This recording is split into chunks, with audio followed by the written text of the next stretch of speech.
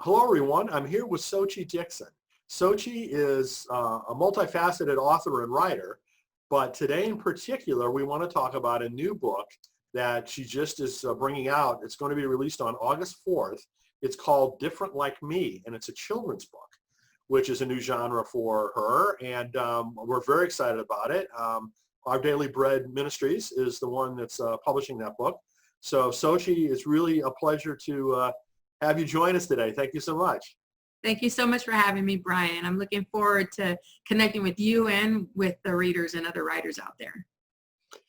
So before we dive into the children's book, maybe you could give us an overview of your overall writing career and all the different things that you've done. We don't have all day. I took the long road. I started writing shortly. I read my whole life, but I started taking it seriously in about 2001 when I gave my life to Christ. I said, this is how I want to share him. And in 2003, I started to look at children's books as an avenue because I did youth ministry. So I wrote teen novels, and I have one completed teen novel that has been on the shelf because that's where God said to keep it right now. And then I wrote this book, 2001, Different Like Me, in 2001. And I didn't do anything with it. I wrote it for a personal reason. I wanted to help my children and myself to learn how to receive our identity in Christ, how to really embrace that and to love others that are different from us. And that was a struggle that I had, loving myself and loving others and loving the things that are different about me. So that's why I wrote it. And then in 2015, I went to a conference and I shared Different Like Me and my other book. It was a devotional with a dog theme. And that's how I got my agent. And I was always sharing scripture and devotions online. And one of my friends that I met in 2010, Joyce Dinkins from Our Daily Bread, she was at New Hope back then. We became friends and she was watching. And that's when she asked me to interview for Our Daily Bread. So 2015, 5 years after we met. And then I just kept faithfully sharing God. That's what he asked me to do. What do you want me to write? And he just kept share me. That's all I heard. And so I shared him in any way I could. I write flash fiction. I write poetry, not well, but novels. I love short stories. And I started to write devotions more and more and more. Didn't even realize what I was writing. And then in 2016, when I started, my writing from Our Daily Bread started being out there to readers, my agent said, I want you to focus on devotionals. So let's put everything aside. But he had read the picture book. And I had showed it to a friend, an editor, at that same conference. And she loved it, but she said, we're going through a lot of changes. So I can't do anything with it now. But later, I'll call you. And 2 years later, she called me, 2018. And out of the blue, I was working on my devotional, Waiting for God, Trusting Daily in God's Plan and Pace. I was focusing on devotions. And out of the blue, God just gave me this opportunity. And she said, do you remember you shared this book with me? And I was like, yes, I can't believe you remembered. And it just started rolling like this big snowball. So quickly, as I was writing, Waiting for God, I was preparing the proposal for Different Like Me. And I got a contract that year for a 2019 or 2020 release. So it happened so quickly. And there was some editing, of course. But I just love to share Jesus, and I love to do it through writing and speaking. And so my journey has been long, and a lot of magazines, a lot of little things, sharing online for free. That's how I started. And I think that it helped me become a better writer. I'm still learning. Well, I think, you're a case study in patience and perseverance, right? That I think everyone that I talk to relative to becoming an author, doing writing, has got to have that in spades because Yes. That's what it takes. It's a long haul. Yes. I just told a mentee yesterday, she's like, only been writing for a year. And she's like, this is so hard. How long do I have to wait? And I said, I want to share my story with you again, because obviously you didn't hear it the last few times. And I said, are you in it for the long haul? Because if you are, you'll be fine. And then we got things back into perspective and prayed about it. It requires a lot of faithfulness, and you got to be willing to do the work, the learning. I constantly am trying to learn by reading and taking workshops. It's a long process, but it's like spiritual growth. Once it sticks, it sticks. And I think it's worth it. It's worth the hard work, and the long process is worth it. So, since you originally wrote this book almost 20 years ago, how would you view the market reaction being different now versus then? Yeah. This is something that I have been actually giggling about because I believe with my whole heart that God knows when something is supposed to happen, how it's supposed to happen. And I think he held off on this. The book was well received when I shared it with anybody in 2001, and in 2003 at a conference I shared it. In 2010 I shared it. It was never not received well, but it just didn't get the yes. I didn't get the yes. And I didn't push it because I didn't feel God nudging me to do so. And then in 2015 is when I just felt him, drawing me to do something with it. So I entered it into a contest and it lost. One of the feedbacks was, this isn't a real picture book. You need to study picture books. And I said, oh yeah, I probably do. And so I took some children's book writing classes. I think the market sadly was ready for it in 2001 because the issues that we're having with the racial division and the need for reconciliation and the need to listen and learn and know more about each other, that's been going on forever. But I believe hearts are ready now in a way that I don't think has ever been. I would agree. I mean, yeah. the issue of racial injustice and inequality has been there forever. Yes. The broader recognition, I yes. think, of needing to do something about it.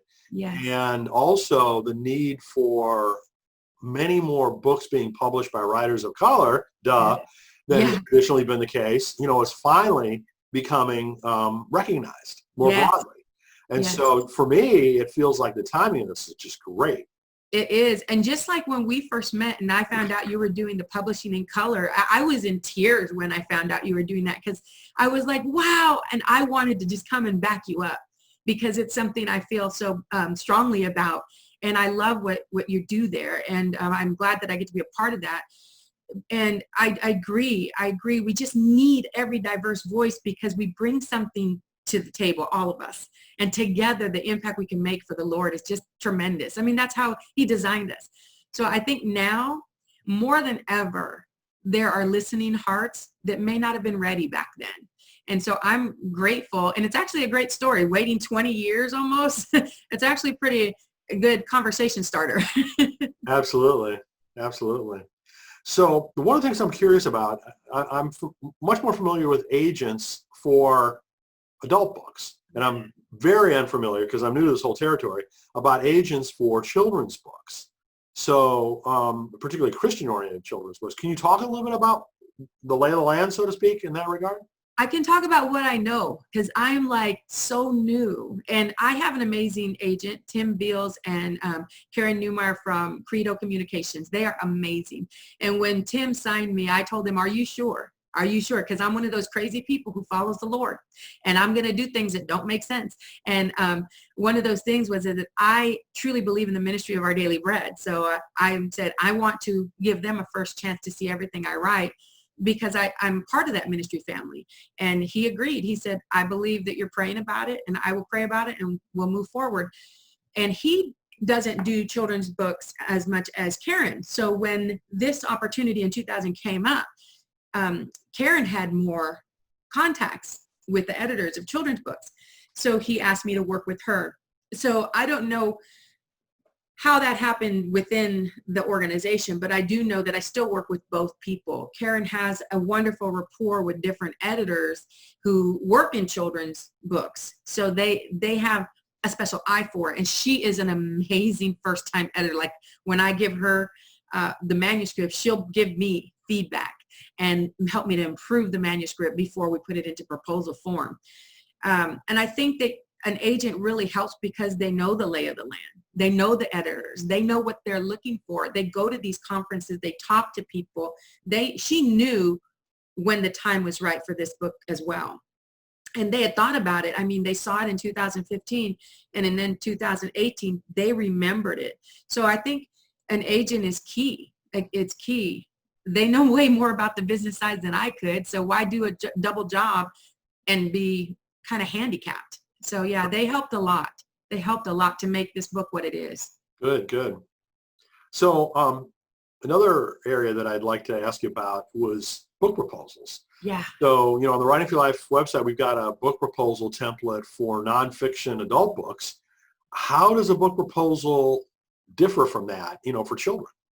Well, it's funny you asked, because I tried to use my nonfiction book proposal when I first started to do this proposal for Different Like Me, because I had interest in the book before it was in proposal format. So that's funny to me.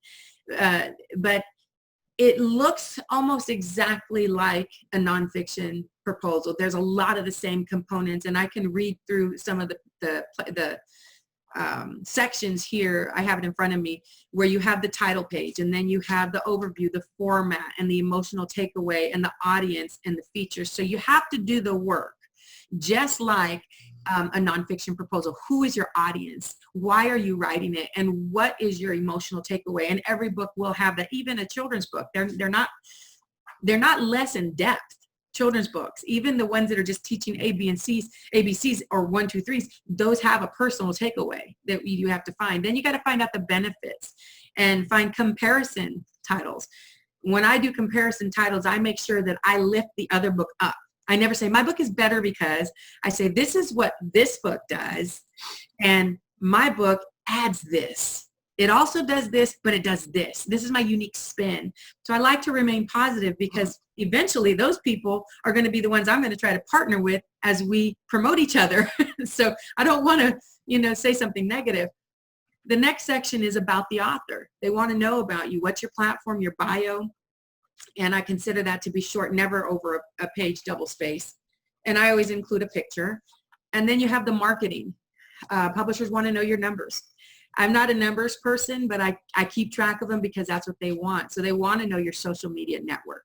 They want to know the possible endorsements. If you know somebody who is in children's books, you want to remain in the genre, who would be an influencer, an endorser for you, or who would be on your street team, like if you have another author that would definitely promote you on their blog. And then in the next section I have here is promotional ideas and multiple sales promotions. I always think, maybe it's my marketing background. I don't know, Brian. I'm a weird writer. I also have the business background, kind of like you, not as good as you, but I'm learning. But I always think multiple sales. And one of the things is that my books are always, somebody buys it and they buy another one for a friend. And I encourage them to do that. And I have a Love Your Neighbor project. Also buy more for your friends. And most of the people who are my faithful readers buy more than 5 books at a time. And then comes the manuscript. This is where it differs from the nonfiction. And the nonfiction, has a chapter by chapter outline. With a children's book, there's a 32-page spread.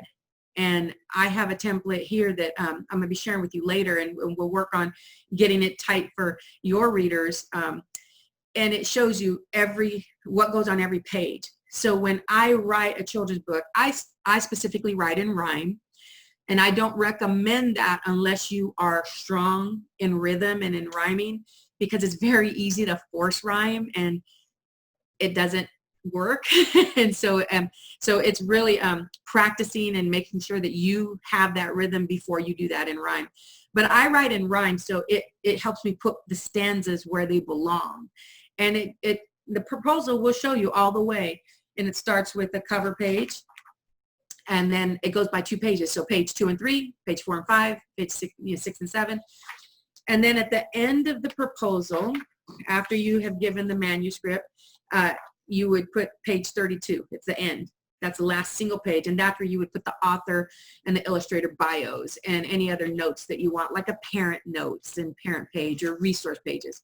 So that's the components of the proposal that I use that's been successful.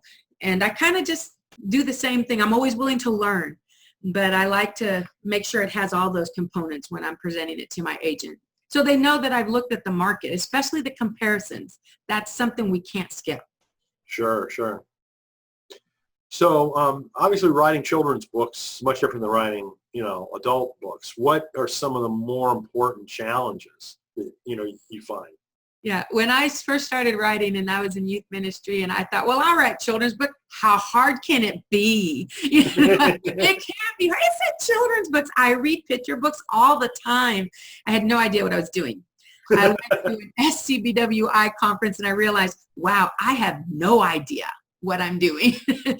And so I think the biggest challenge for me has been to stay true to my voice, not to try to replicate anybody else. And I write in rhyme, and I have a weird process. I'm usually praying about something and an idea comes and I just kind of write it out. And I'm used to writing short now, so it's almost like just writing a page synopsis. And I think in rhyme. So it's kind of weird. I just think, so it comes out in rhyme, and it's probably horrible, but then I go back and I edit. So the biggest challenge for me has been not to force the rhyme and to not fill space with emptiness. Just like when you're writing nonfiction, just like when you're writing a novel, every page has to move the story or add something of value. And it is challenging. It's not just a whole bunch of fluff. And it's also fun when I write in rhyme. And even when you're writing children's book in prose, you can use rhyme, you can use alliteration. I really think it's important for us to remember it's a craft. Remember it's a craft. It's just because it's a children's book doesn't mean you can take it lightly. I really study the children's books that I love and what works about them and what do you really want to say? What's that main takeaway? And it's easy. I think the challenge is that it's easy to think that it's just a children's book and then not put in the work that you would if you were writing a Bible study. I still think we need to put in the work. And the quality books that I save, I collect children's books, and the ones that are on my shelf that I'm saving for my grandkids one day, long time from now, not yet, is there's something special about them. And I want to write that way where it'll touch a heart. And I think that touching their hearts at that young age with scripture, for me, it's with God's truth and God's love. That's important. And I think it's a challenge because you have very little space, 32 pages, and every word counts, just like in a devotional. Sure. So just to wrap up, what advice do you have for new authors who, are just entering into the children's book arena themselves? Be ready for an adventure. I truly think that this is an excellent genre. I love it. My mother wanted me to write children's books ever since I was little. In fact, my first book was a children's book. I won the Young Author Contest when I was in the 5th grade. Good for you. And I was so excited. And then she accidentally threw it in the wrong box, the giveaway box, instead of the same box. So I was like, oh no. So it's in the trash somewhere in a landfill somewhere. But I feel if you're going to write children's books, you got to know children's books. You got to love children's books. And it's not, let me get in here because it's the easiest to get into, because that is not true. I learned that the hard way, 20 years. Do it because you love it and because that's really what God has put on your heart. If you really have a heart for kids and to pour into them, to invest in them, that's where you want to be. And take it seriously. Take the craft seriously. I took an excellent workshop at a conference. They tore it down line by line, what works and what doesn't work. Do those workshops. Get online with the children. We have a children's picture book conference coming up, right? Yes, we sure do. I am so excited. I was going to sign up as soon as I saw that. I was so excited. And now you are allowing me to be a part of it. And I'm like, I did cry. I'm sorry. I was so I cried like, oh my gosh, I love it. No, I'm so happy about that. I'm so looking forward to it. If you want to write children's books, I'm telling you out there, please join that conference. It is worth more than what you're actually offering the classes for. I would pay 4 times that because there's not a lot of workshops for children's writers unless you go to an organization like SCBWI, which is focused on the secular books versus Christian. This is spiritual books. This is for Christian writers. I love that you're doing this. And I think if you want to write for Christian books for children, I recommend that workshop 150%. And I'll be taking all of the classes because you can never stop learning. And keep reading the current books, not just the favorite ones when you were a kid. What's hot now? What are kids reading now? Because they're different. They're different now. And if you are going to choose rhyme, work with people. If you're going to write anything, work with somebody who is equivalent to you and learning with you, so that you're always challenging each other to grow. And get a mentor if you can, somebody that you know, and sometimes they have coaches that you can pay for and things like that. It's not a lone wolf journey. We can't do it by ourselves. And I truly believe if you want to do this, if you put in the work and learn the craft, you will be pleased. You will be pleased, and you'll have a lot of fun. I'm having a blast. So just a hint, launch parties for a children's book are way more fun. Way more fun. I'm making goodie bags. My husband had to slow me down. He's like, you can't spend all our money on I'm making giveaway things. It's so fun. And the illustrators, please acknowledge the amazing illustrators. For Different Like Me, Bonnie Lou is my illustrator. She's brought something to this book that made a deeper layer of the meaning because she connected with the text. And this book is so beautiful, more than I could ever do by myself. So pray for your illustrators before you even know who they are. And I did. I prayed for her for years before they picked her. And I think, yeah, remember that every single person makes a difference. Your editor can help you to improve your manuscript in ways you never believed. And they bring it out of you. A good editor will bring it out of you. So yes, and I love my editor, Dawn Anderson. Shout out. She was amazing. Very cool. Well, it's easy to see your enthusiasm for this, which is Really? is wonderful. And can you please show us the cover? Are you ready? Oh, by the way, I have a surprise. My service dog, Callie, was created as is it backwards? No, it's fine. Oh, good. My service dog, Callie, is on the cover, and I have to show you one page. They have her with her vest on. So I got to advise on how a service dog behaves so that they could make it an accurate depiction of a service dog. And so this is just one little sneak peek. Don't tell anybody. Oh, neat. That is Callie. You know Callie. It looks like her, doesn't it? Yes, absolutely. No, I've seen plenty of pictures of her. That is a good one. It's good. So I have one more thing that I want to say about this book that I would love for everybody to know. One of my prayers was to make sure that the diverse characters were never like stereotypes, and that special needs children were not sideline images. I wanted them to be heroes just like everyone else. And so we have here, and I'm just going to do another sneak peek. Oh my gosh, so many sneak peeks. So we have a young boy who is legally blind, and we have a young boy in a wheelchair, and a young boy with a service dog with everyone else going to save some special little guy that you'll find out about if you buy this book. Oh, great. That's awesome. No stereotypes in this book. Yay. Hallelujah. So cool. Well, so the published release date is August 4th.